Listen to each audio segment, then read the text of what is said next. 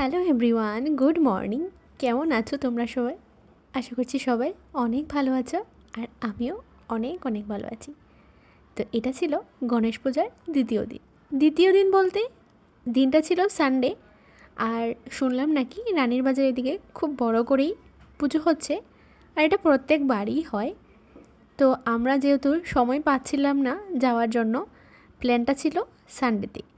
তো ভাবলাম যে সানডেতেই আমরা সবাই মিলে যাব রানীর বাজার। আর এর আগের দিন তো গণেশ পুজোর দিন দেখলেই বোনু রেডি হয়েছিল, কিন্তু আর বেরোনো হলো না। তো ভাবলাম যে চলো আজকে ওরাও যাবে, আমরাও ওদের সাথেই বের হই। তো এখন আমরা এসে পড়েছি রানীর বাজার এখানে। আর ঢুকতেই দেখলাম কারেন্ট চলে গেছে। কিছুক্ষণ এখানে দাঁড়িয়েছিলাম, তারপর কারেন্ট যখন আসলো তখন প্যান্ডেলের সামনে যেতে যেতে দেখলাম ভীষণ পরিমাণে লাইন ছিল। আমরা তো ভাবছিলাম যে আজকে হয়তো লাইন থাকবে না, কিন্তু এখানে এসে দেখি লাইন ধরে যেতে হচ্ছে প্যান্ডেলে ঢোকার জন্য।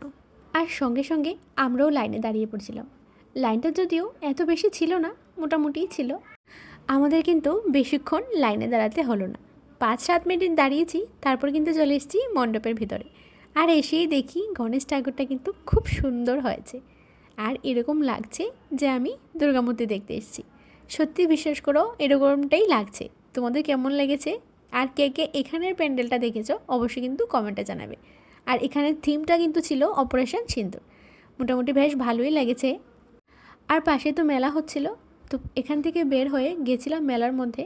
তো ফার্স্টে কয়েকটা ক্লিপ চয়েস হয়েছিল, কিন্তু হাতে দিতেই দেখি এগুলো কিছু ভাঙ্গা, কিছু কালার ডিসকালার হয়ে গেছে।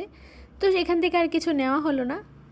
তারপর এখান থেকে হাঁটতে হাঁটতে সোজা যাচ্ছিলাম বাইকের দিকে, কিন্তু নজরে পড়লো এই চুড়ির দোকানটা।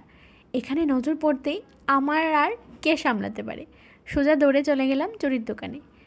কিন্তু মনটা আমার খারাপ হয়ে গেছিলো, কারণ একটা চুড়িও আমার হাতের সাইজে ছিল না। কয়েকটা চুড়ি ছিল ভীষণ বড়, আর কিছু কিছু ছিল একদমই হাতেই ঢুকছিল না। তো এখান থেকে একটা পছন্দ হয়েছে, সেটা আমি ট্রাই করছিলাম, কিন্তু এটাও ভীষণ ছোট হয়ে গেছে, হাতে ঠিক মানাচ্ছিল না।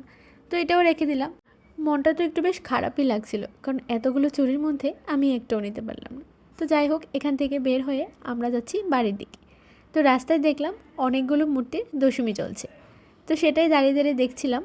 আর রাস্তায় কিন্তু আমরা প্রসাদও খেয়েছি, সেটা যদিও অবশ্যই ভিডিও করতে পারিনি, কারণ প্রসাদটা দেখে লাইন ছিল না, দৌড়ে চলে গেলাম খাওয়ার জন্য।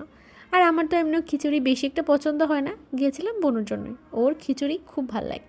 তো এখান থেকে দশমী দেখে প্রসাদ খেয়ে আমরা চলে গেছি রাজবাড়ির সামনে। একটু একটু খিদে পেয়েছিল, যেহেতু কিছু খাইনি, আর প্রসাদটা শুধু বনুই খেয়েছিল, আমরা কেউই এত বেশি খাইনি। তারপর এখানে এসে চা খেয়েছি, পকোড়া খেয়েছি, আর তার সাথে আমার ফেভারিট চিকেন চাউমিন অর্ডার দিয়েছি। তো সেটাই আসছিল, আর এখানে আমরা বসে বসে গল্প করছিলাম। তো আজকের দিনটাও আমার এভাবেই কেটে গেল। এই সানডেটা আসার জন্য যে কত অপেক্ষা করি, আর কিভাবে যে সানডেটা চলে যায় সেটা একটুও টের পাই না। তো যাই হোক, ফাইনালি কিন্তু চাউমিন চলে এসছে। এখন খাওয়া দাওয়া সেরে যাবো সোজা বাড়িতে।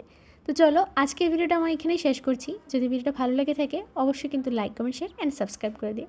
দেখা হচ্ছে অন্য কোনো সুন্দর একটা ভিডিওতে। ততক্ষণে তোমাদের সবাইকে টাটা।